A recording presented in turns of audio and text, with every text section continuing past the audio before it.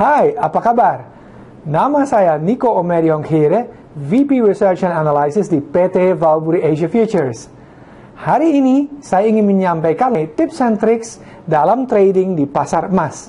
Karena begitu banyak orang menanyakan bagaimana menghasilkan uang di pasar emas, saya memutuskan untuk membuat video yang singkat saja dengan tips dan triks bagaimana bisa masuk dan keluar secara menguntungkan di pasar emas.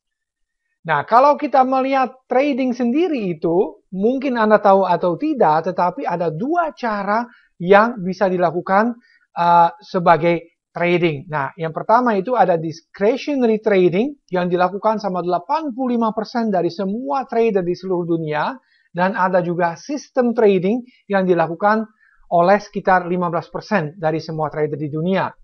Nah, sebelum saya melanjutkan, coba menjawab pertanyaan saya gitu. Sistem yang mana kira-kira yang paling bagus? Apalagi itu discretionary trading atau system trading?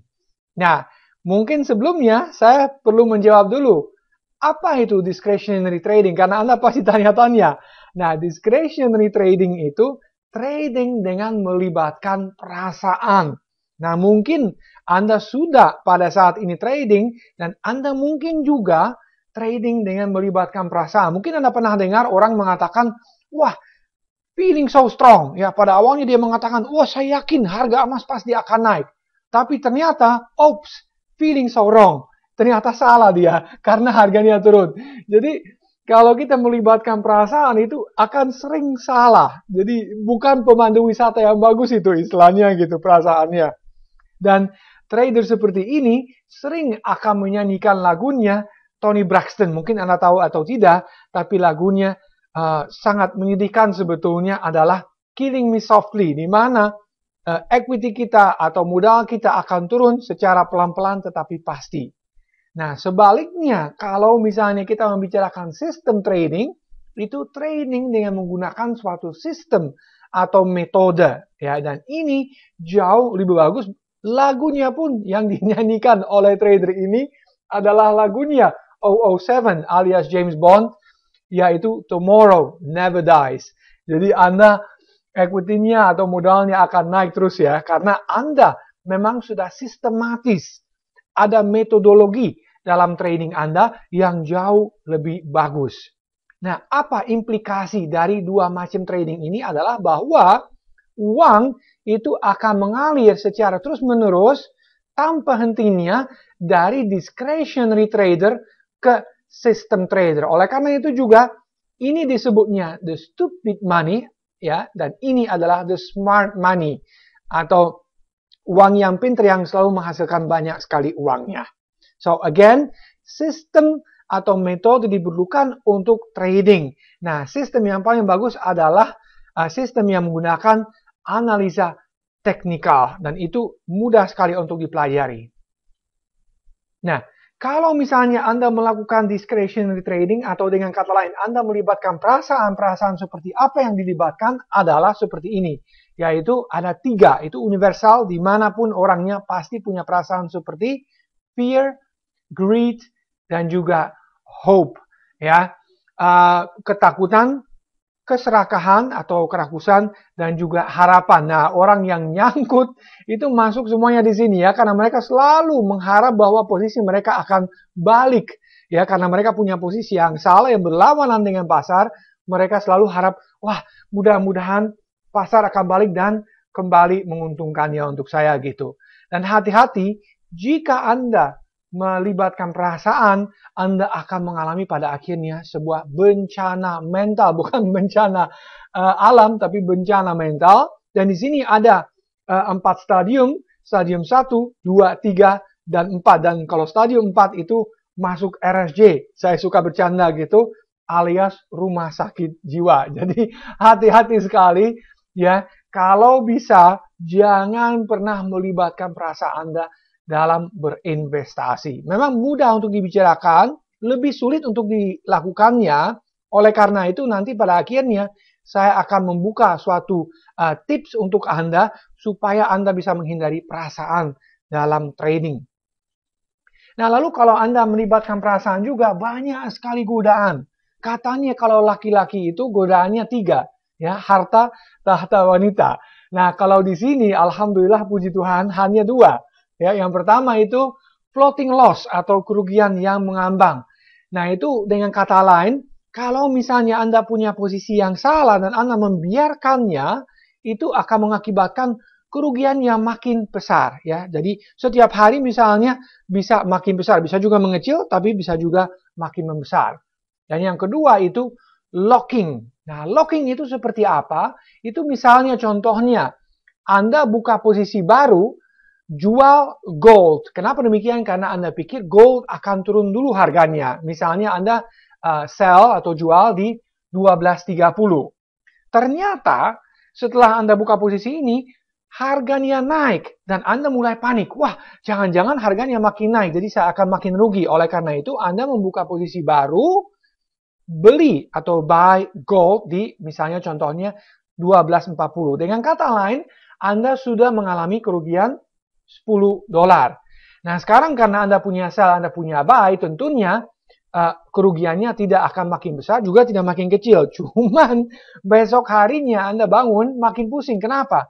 Karena ya harganya tetap akan berjalan terus, akan tetap volatile, fluktuatif, dan Anda harus memutuskan buka yang mana dulu. Ya, so ini sangat memusingkan dan saya merasa sangat tidak bijaksana kalau Anda melakukan floating loss ataupun locking.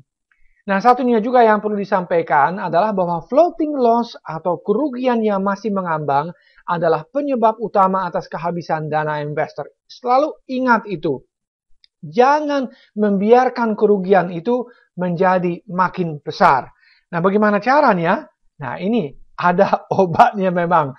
Ya, nama obat satu-satunya lawan kedua godaan yang saya sebut tadi adalah stop loss. Nah, kalau Anda ingin mengibaratkan ini stop loss seperti apa? Nah, ini ibaratnya kalau misalnya Anda ikut acara Fear Factor dan Quizmaster mengatakan tantangan berikutnya adalah Anda harus naik pesawat Fokker, ya, yang kecil yang pakai baling-baling itu, bayangkan saja, dan Anda nanti 1.000 kaki di atas daratnya harus melompat. Berani nggak? Kalau berani, hadiahnya adalah 500 juta. Ya, langsung buka akunnya. Lumayan kan, gitu. Mungkin Anda pikir, wah lumayan juga nih. Tapi ya kalau saya melompat nanti, jangan-jangan saya meninggal dunia. Kecuali, nah ini kecuali ada tentunya parasut ya. Nah, ini parasutnya ibaratnya stop loss. Oleh karena itu juga saya menyarankan jangan pernah masuk ke pasar, ya, baik itu pasar emas atau pasar yang lain, tanpa menggunakan stop loss. Nah, ini contohnya. Misalnya Anda beli emas di 12.30, kalau misalnya naik tentunya Anda akan senang karena mendapatkan keuntungan. Tapi mungkin nggak pasar turun? Well, itu pasti mungkin, itu selalu bisa terjadi. Oleh karena itu, kita akan memasang stop loss di bawah entry point kita, di bawah 12.30. Contohnya misalnya di sini 12.20, di mana kita mengalami kerugian $10. Nah, fungsinya dari stop loss sebetulnya ada 2. Yang pertama tentunya membatasi kerugian Anda supaya tidak makin besar dan Anda menentukan sendiri ini stop loss-nya. Mau misalnya 12.20 boleh, 12.25 boleh, 12.10, 12.00 itu oke-oke saja, tetapi yang penting Anda dapat membatasi kerugian Anda. Dan kedua tentunya dalam jangka panjang Anda juga bisa mengamankan modal Anda. Ini juga sangat penting karena jika misalnya salah Anda kena loss, itu tidak masalah karena modal Anda masih banyak. Nah, kalau misalnya Anda menggunakan stop loss dalam jangka panjang, aman? Iya, itu pasti. Tetapi pasti untung nggak? Nah, ini belum tentu akan untung. Oleh karena itu, Anda itu harus menggabungkan penempatan stop loss dengan risk to reward ratio. Nah, ini saya sering sebutnya rasio ajaib. Kenapa demikiannya? Karena jika Anda menggunakan rasio ini, Anda harusnya mendapatkan keuntungan dalam jangka panjangnya. Nah, ini juga saya mau sampaikan, minimumnya rasio ini harusnya 1:2. Ya, nah kenapa demikian? Karena setelah saya baca sekian banyak buku mengenai top trader bahkan di United States itu dari 10 kali transaksi, mereka 6 kali dan 4 kali Nah, coba Anda tebak itu, apakah 6 kali untung atau 6 kali rugi? Ternyata mereka itu 6 kali rugi dan hanya 4 kali untung. Nah, Anda pasti bingung sekarang, mana mungkin? Bahkan seorang broker pun ketika saya kasih pelatihan ini di Surabaya, dia mengatakan tidak mungkin. Pak Niko katanya, karena saya aja, ini broker di Surabaya, ruginya 2 kali dan untung 8 kali. Ya.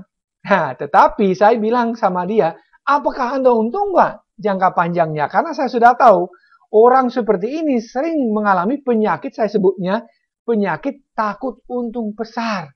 Yang penting untung. Jadi dia menguntungkan, dia mementingkan yang penting untung, bukan rugi. Berapanya itu nggak penting. Oleh karena itu, dia sering kali keluar dengan keuntungan yang kecil. Memang untung, tapi kecil. Ya, katakanlah misalnya 8 kali $10, itu $80. Tetapi ketika rugi, dia itu ragu. Ya, jangan-jangan cuman dikit aja turun, nanti juga naik lagi misalnya kalau punya posisi buy.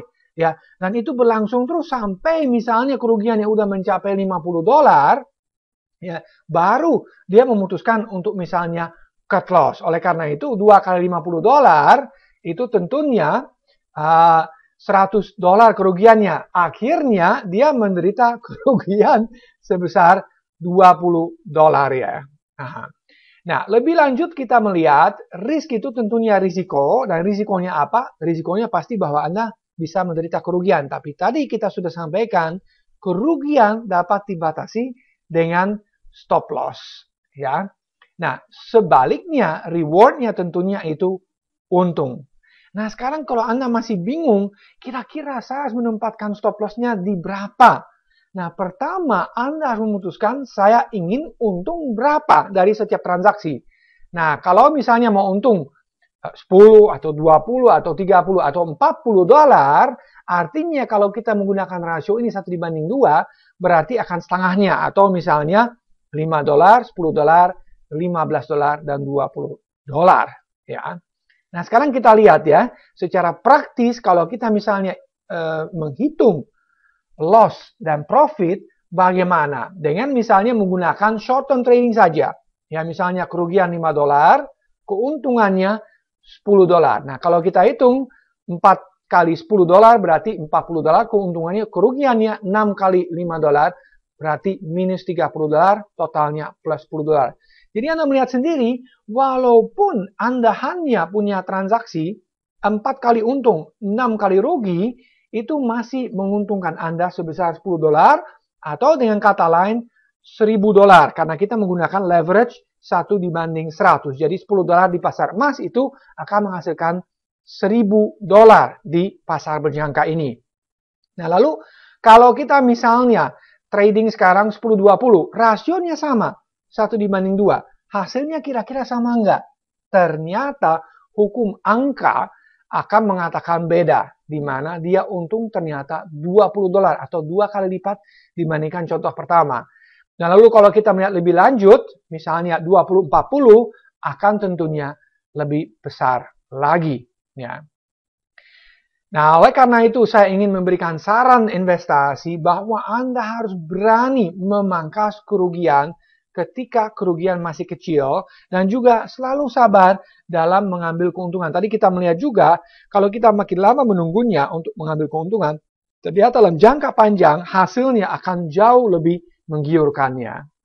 Lalu untuk mengakhiri presentasi singkat ini, ingat, selalu memasang stop loss order. Tidak mungkin ada orang melompat dari pesawatnya tanpa parasut.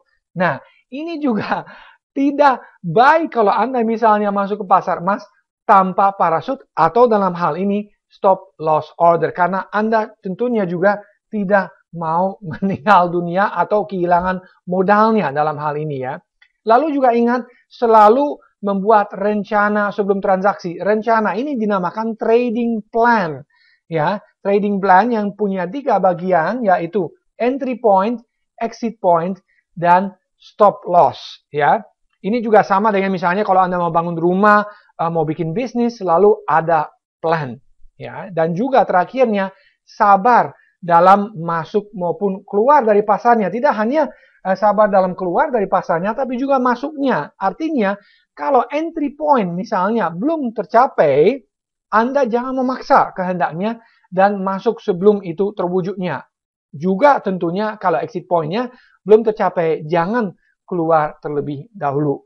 Jadi untuk merangkum kembali, ada beberapa hal yang harus dilakukan supaya pasti untung di pasar emas. Yaitu pertama, selalu memasang stop loss order. Ini sangat-sangat penting dan saya tidak bisa menekan lebih banyak lagi. Kedua, karena kalau Anda misalnya menggunakan stop loss, memang aman tapi belum tentu untung. Kedua, oleh karena itu Anda harus menggunakan risk to reward ratio, dan tadi kita melihat juga bersama bahwa risk to reward ratio ini harus setidaknya 1:2. Jika Anda menggabungkan kedua hal ini dengan rencana trading Anda atau trading plan Anda yang ada 3 bagian, tadi kita melihat juga entry point, exit point, dan stop loss, saya cukup yakin bahwa Anda pasti akan menjadi trader yang handal, yang menguntungkan. Sekian dari saya untuk saat ini. Terima kasih atas perhatiannya.